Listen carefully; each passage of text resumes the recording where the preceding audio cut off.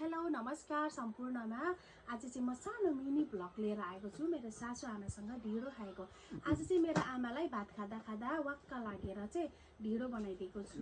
तपाईँ आमा यसले त बेसरी हष्टपुष्ट रिष्ट बनाउँछ नि 100 वर्ष बाँच्नुहुन्छ।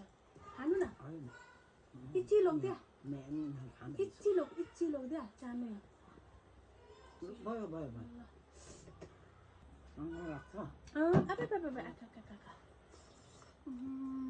Mama dem tanya. म त बेसरी मन पर्छ आमा।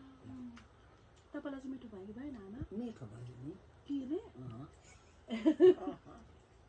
मुख भेरामी क्या तपाई भातले वाक्क हुनु भयो नि त। यति मन पराउँछ नि फेरि। कति झरम पर्छ। चुरा धेरै भयो। Em càng một càng càng ngon nữa.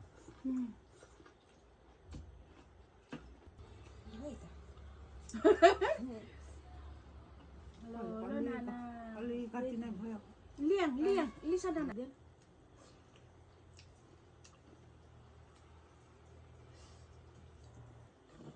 ल साथीहरु हाम्रो भिडियो हेरेर मज्जा लिनु होला है। मज्जा आयो मलाई पनि ककसुरमा खानालाई। Thank you for watching. Bye bye.